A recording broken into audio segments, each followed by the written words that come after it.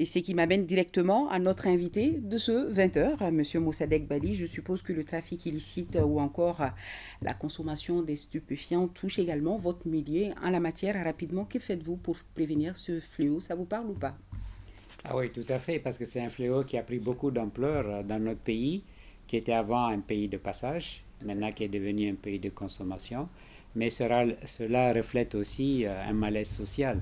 Les jeunes, quand ils n'ont pas d'activité, notamment quand ils n'ont pas d'emploi, ben, ils s'en donnent aux stupéfiants, ou bien ils vont dans les groupes armés terroristes, ou bien ils essayent d'aller en Europe.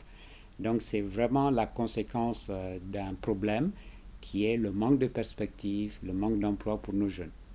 Oui. Bon, vous n'êtes pas là pour parler de lutte contre le trafic illicite des stupéfiants, mais c'est un tout, je suis d'accord. Absolument. Alors, le jingle de notre invité, et c'est à nous. Si la technique me suit, bien sûr.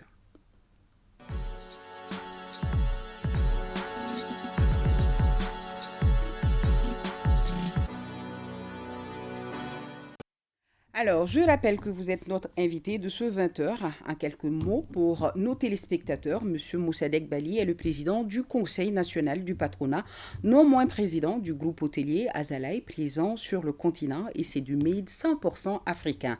Mais c'est le président du CNPM que nous recevons ce soir pour nous parler du mémorandum du secteur privé dans le cadre des réformes pour l'amélioration du climat des affaires au Mali. Et qu'est-ce qui a motivé la rédaction de ce mémorandum pour l'amélioration justement du climat des affaires, Monsieur le Président? Dites-nous. Nous avons eu l'honneur et le privilège d'avoir tenu une réunion avec le Premier ministre et une bonne partie du gouvernement. C'était la réunion du comité mixte État-secteur privé. Oui. Et nous avons bien sûr parlé de certaines doléances pour relancer notre économie. Et le Premier ministre nous a demandé de lui adresser un mémorandum. Lorsque nous sommes revenus à notre siège, nous avons organisé des réunions avec les chambres consulaires, avec les ordres professionnels, et nous sommes arrivés à ce consensus, à ce mémorandum qui est un mémorandum consensuel de l'ensemble du secteur privé, CNPM, chambres consulaires, ordres professionnels, et que nous avons adressé au Premier ministre, à ses ministres des secteurs économiques, Oui. au PTF, donc les partenaires du gouvernement, et aux autres chambres consulaires. Alors, parle-nous des propositions concrètes, parce que vous venez de dire c'est consensuel. Quelles sont les propositions concrètes formulées dans ce mémorandum donc? Alors, nous avons formulé 44 propositions, 20 propositions d'ordre conjoncturel, donc du court terme, Oui. qui pourraient permettre de relancer notre économie. Notre économie a besoin d'être relancée. Ça fait plus d'une dizaine d'années que nous sommes dans plusieurs crises sécuritaires, institutionnelles, sanitaires, internationales avec la guerre en Ukraine, économique, l'embargo, enfin bref, notre pays subit de multiples chocs et cela a quand même des incidences sur notre économie. Donc, sur le plan conjoncturel, donc dans un court terme, disons d'ici un an, nous souhaiterons par exemple que la dette intérieure soit apurée. Le Mali a une dette globale d'environ 6 000 milliards de francs CFA, c'est à peu près 50% du PIB. Nous sommes encore dans les normes communautaires et environ 44% de cette dette est une dette intérieure, donc environ 2700 milliards de francs CFA. Donc je pense que si l'État fait des efforts pour payer cette dette-là, ça va énormément soulager des entreprises. Parce que vous savez, Madame Traoré, il y a des entreprises aujourd'hui qui ne tournent plus parce que l'État n'arrive pas à payer leurs factures.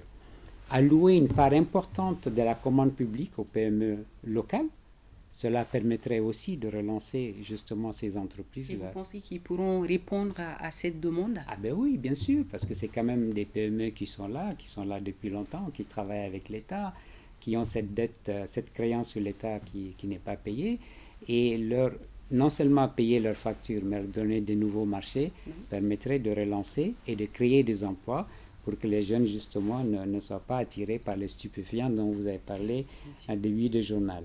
Il faudrait relancer aussi le dialogue public-privé. Ça a commencé depuis que le nouveau bureau du CNPM s'est installé. Nous avons fait beaucoup de rencontres. Il faudrait relancer le comité mixte macroéconomique au niveau du Premier ministre qui existait et relancer la rentrée annuelle qu'on tenait avant chaque année avec le président de la République. ça permettrait vraiment de parler de certains dossiers très stratégiques et trouver des solutions à ces préoccupations-là. Il faudrait baisser la fiscalité sur l'emploi. Nous sommes un pays, chaque année, Madame Traoré, il y a environ 300 000 jeunes qui viennent sur le marché de l'emploi. Et nous ne créons que 60 000. Voilà. 300 000. Donc, cela aussi est dû au fait que l'emploi est fortement taxé, notamment le taux ITS est très élevé. Si je veux employer un nouveau collaborateur et qu'on se met d'accord à lui payer, par exemple, 1 million de francs CFA en net, ben, il va me coûter 2 millions de francs CFA. Alors, vous voyez, ça n'encourage pas l'emploi et surtout, ça n'encourage pas l'emploi dans le secteur formel. C'est pour ça qu'il y a beaucoup d'entreprises qui emploient des gens, mais qui ne les déclarent pas ni à l'INPS ni aux impôts parce que la taxation est très élevée. Et donc, cela aussi va permettre, si on baisse l'ITS et la taxation sur l'emploi, ça va permettre de donner plus de pouvoir d'achat aux salariés et ça va relancer notre économie. C'est un grand programme, hein? C'est un grand projet. Quel délai vous fixez et quels moyens vous donnez pour atteindre tous ces objectifs, M. Bali? Alors, le CNPM, c'est la fêtière de 39 groupements professionnels et 7 CPR dans les 7 régions. Donc, nous sommes une organisation qui fait du plaidoyer, qui fait de l'information, de la formation, qui fait du syndicalisme, parce qu'on est aussi un syndicat de chefs d'entreprise. Donc, nous, c'est ça qu'on fait, c'est ça notre mission. Mais ceux qui prennent les décisions, ce sont ceux qui sont aux manettes de l'État, ceux qui prennent les décisions politiques, le gouvernement et le CNT. Nous faisons tout pour que ces propositions-là que nous avons déposées sur la table du Premier ministre connaissent un début d'exécution. Je vous ai choisi quelques propositions que nous souhaitons voir appliquées, disons, dans l'année qui vient. Et puis, nous avons aussi une vingtaine de propositions qui est d'ordre structurel. Donc là, nous estimons que si nous pouvons mettre ça en place d'ici la fin de notre mandat, c'est-à-dire en octobre 2027, ben, nous aurons fait un grand pas. Essentiellement, c'est relire la loi sur les PPP. Vous savez, on a besoin d'énergie dans ce pays, Madame Traoré. On a moins de 700 mégas installés dans ce pays. Il y a beaucoup de projets de production d'énergie qui sont bloqués parce que le processus est beaucoup trop long. Et nous avons proposé à l'État de réunir la cellule de coordination des PPP, l'agence de promotion des investissements et l'agence de promotion des exportations dans un grand guichet unique placé sur le plan institutionnel à un très haut niveau de l'État pour pouvoir accélérer tout cela. Ensuite, nous souhaitons et nous avons suggéré à l'État de créer un fonds d'investissement parce que nous manquons de financement dans ce pays et surtout nous manquons d'equity, donc de capital. Et beaucoup de pays dans la sous-région ont créé des fonds souverains pour investir. Nous avons aussi proposé de digitaliser l'administration publique. En tant qu'entrepreneur, nous perdons beaucoup de temps dans des formalités administratives, dans la paperasse, et il faut se déplacer. Imaginez-vous que quelqu'un qui veut se formaliser, un entrepreneur qui veut se formaliser, il veut un simple NIF, un numéro d'identification fiscale, il est obligé de se déplacer. Alors qu'aujourd'hui, avec la technologie, il peut obtenir son NIF à partir de son ordinateur, télépayer et obtenir son NIF. Donc nous pensons que la digitalisation, et d'ailleurs, la CNUSED a démontré que chaque fois que la digitalisation augmente de 10% dans l'administration publique, on augmente le PIB de 2,5 points, ce qui est énorme. Ce qui est énorme, le PIB du Mali, c'est 20 milliards de dollars. Donc si on augmente de 2,5%, vous voyez un peu, ça fait 500 milliards de francs CFA. Et ensuite, il faut élargir l'assiette fiscale, Madame Traoré. Il y a très peu d'entreprises qui payent les impôts au Mali. Nous avons dans le registre du NIF 90 000 entreprises qui sont enregistrées ou individus qui sont enregistrés qui ont un numéro d'identification fiscale.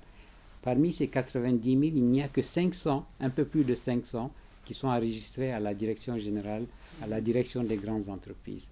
Donc il faut élargir l'assiette fiscale. Il faut par exemple taxer le foncier qui n'est pas du tout taxé au Mali. Je vois que vous avez demandé beaucoup de choses à l'État. Et qu'est-ce que vous avez demandé à vous-même, à vos collègues, aux gens du secteur? Aux gens du secteur, d'ailleurs, on a tenu notre première assemblée générale ordinaire hier, nous avons demandé aux entrepreneurs du Mali, de se formaliser pour ceux qui ne le sont pas. Parce que vous parlez d'impôts tout de suite. Oui. 2, de payer les impôts. Vous savez, Madame Traoré, payer un impôt, c'est un contrat social. Oui. Vous payez des impôts, moi je paye des impôts, nous collectons ces impôts, nous donnons à des hommes et des femmes qu'on appelle des gouvernements pour justement investir, faire les routes, faire les écoles et tout ça. Donc, on ne peut pas avoir un État sans impôts.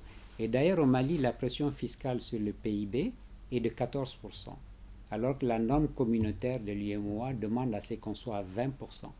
Donc, il faudrait que les entrepreneurs payent des impôts.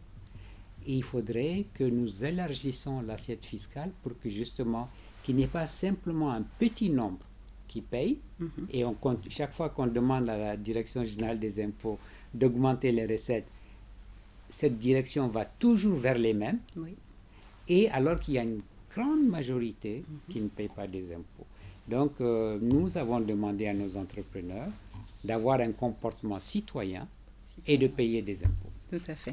Alors, M. Bali, dites-nous, ne pensez-vous pas que ce serait un mémo de plus? On a déjà le livre blanc des industriels, le programme de développement du secteur privé et bien d'autres projets. Alors, ce ne sera pas un de plus? Vous avez raison de poser la question parce qu'au Mali, il y a beaucoup de rencontres, il y a beaucoup de promesses et il n'y a pas suffisamment d'actions.